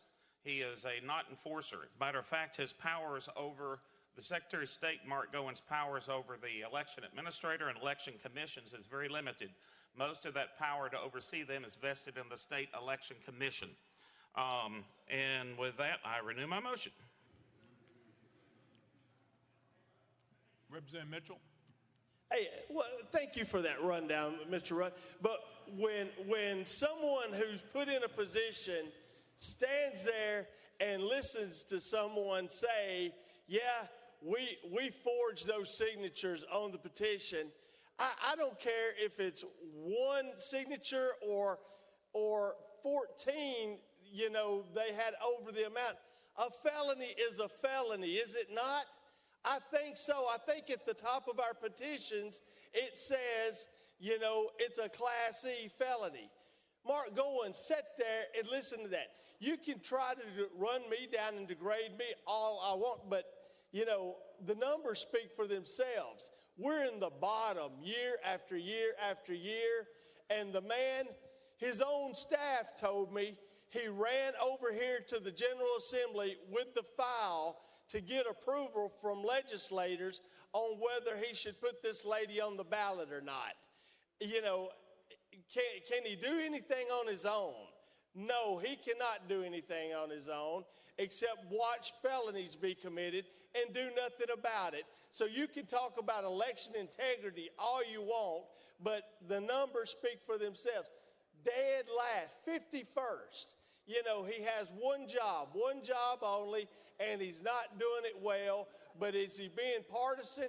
Yeah. Is he being your lackey? Yes. He does that real well. He does it over and over again, but he runs over here and asks approval instead of doing his job, following the law.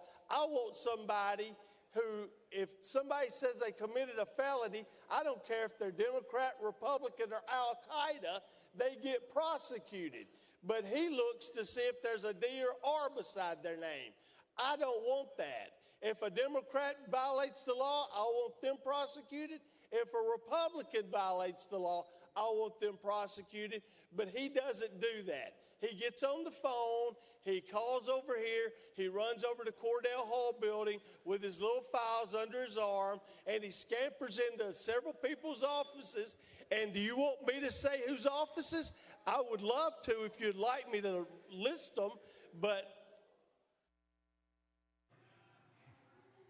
Representative Rudd. Thank you, Mr. Speaker. Again, he doesn't have prosecutable power, regardless of what member or what race. In this particular instance, a Democrat election commission, bipartisan, a Democrat judge, and a Democrat DA did not side with the member on this issue. He has gone out of his way, both as a member of the State Election Commission before he was appointed this position, and as it to give us integrity and to tighten the laws. And he has worked with both parties to ensure that legislation passed is constitutional and well-written. With that, I renew my motion. Representative Speaker Zachary, you're recognized. Thank you, Mr. Speaker. Move previous question. Previous question been called. There's objection. We're on the board. All those in favor of previous question vote aye when the bell rings. Those opposed vote no. Has every member voted? Does any member wish to change their vote?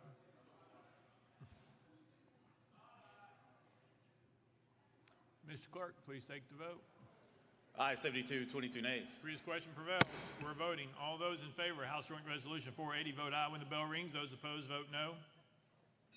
Has every member voted? Does any member wish to change their vote?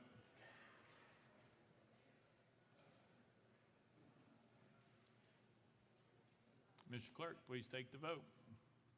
Aye, 73, 21 nays. House Joint Resolution 840, having received constitutional majority, I hereby declare adopted without objection. The motion for serious table. Call up next bill, Mr. Clerk. House Joint Resolution 486 for Chairman Faison and others. Chairman Faison, at your desk. Thank you, Mr. Speaker. Mr. Speaker, I move to hold HJR 46 on the desk. You don't want to roll it? Without objection, held on the desk. Next bill, Mr. Clerk. Mr. Speaker, that completes the regular calendar. Next order, Mr. Clerk. Unfinished business. Representative Doggett, you're recognized.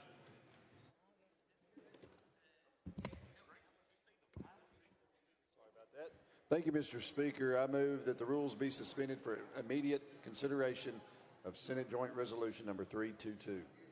Mr. Clerk, read the caption. Senate Joint Resolution 322 by Chairman Doggett, a resolution to honor and commend Loretto High School boys basketball team upon winning the 2025 TSSAA Division I Class 2A State Championship. You've heard the caption. Any objections? Without objections, the rules are suspended. Representative Doggett. Thank you, Mr. Speaker. I move to concur with Senate Joint Resolution number 322. Representative Doggett moves to concur in Senate Joint Resolution 322. Properly seconded. Any objection to the question? Seeing none. All those in favor say aye. Aye. All those opposed say no. The ayes have it. I declare it concurred in without objection. Most reconsidered table. Chairman Clemens, you're recognized. The S. Thank you, Mr. Speaker. I move that the rules be suspended for immediate consideration of SJR number 258.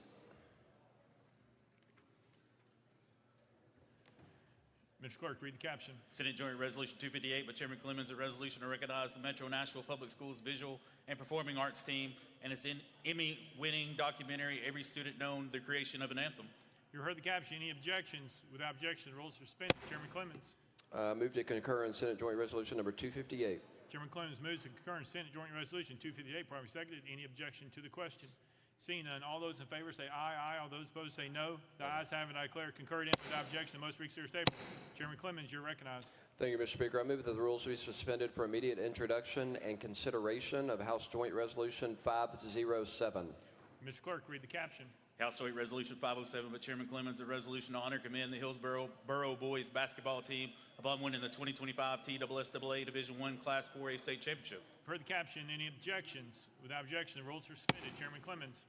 Thank you, Mr. Speaker. I move adoption of House Joint Resolution number 507. Chairman Clemens moves adoption of House Joint Resolution 507. Properly seconded. Any objection to the question? Seeing none.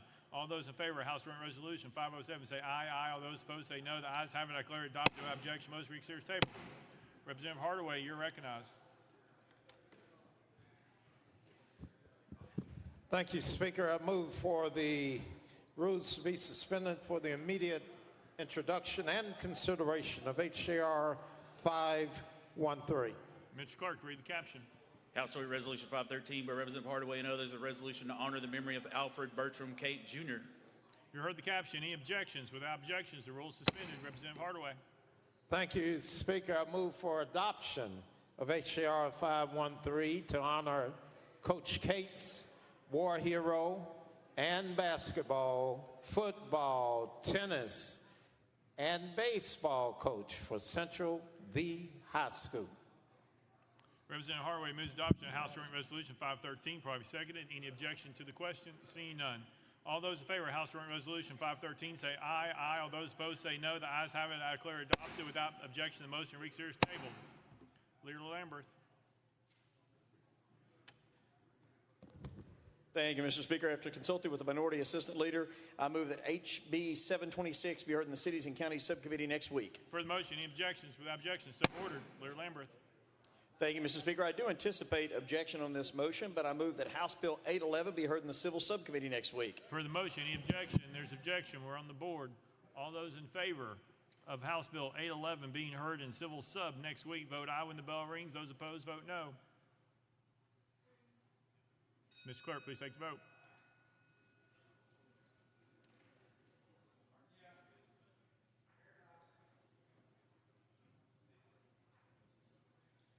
Mr. Clerk, please take the vote. Ayes 71, 22 nays. Motion prevailed. Motion prevails. Leader Lamberth.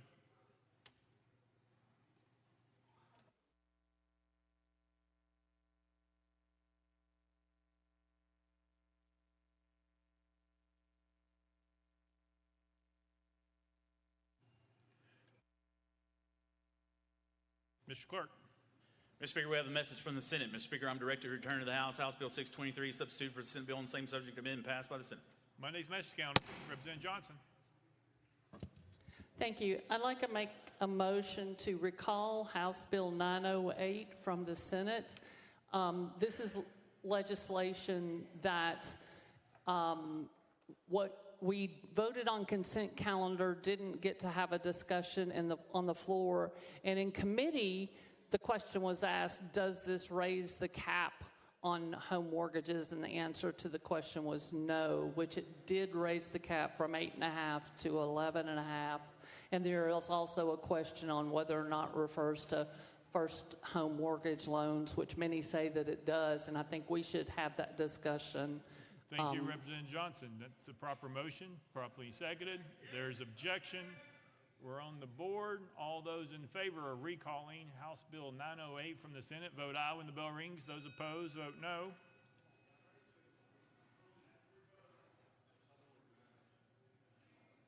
Barrett, no. Mr. Clerk, please take the vote. Ayes 23, 70 nays. Motion fails. Next order, Mr. Clerk. Scheduling and procedural announcements. Mr. Clerk. Mr. Speaker, there's been several schedule changes for committees next week. On Tuesday, 9 a.m., Ag in Room 1, Cities and Counties in Room 2. Tuesday, 11 a.m., Education, Room 1, Criminal Sub, Room 2. 1:30 on Tuesday, Health in Room 1. 3:30 on Tuesday, Finance, Room 1. Wednesday, 9 a.m., Commerce, Room 1, Criminal Sub, Room 2. 11 a.m., Judiciary, Room 1, Finance Sub, Room 3. 1:30, Wednesday, State and Local, Room 1, Civil Sub, Room 2, Insurance, Room 3. 3:30, Education will meet for a second time in Room 1. Next order, Mr. Clerk. Well, roll call. Roll call.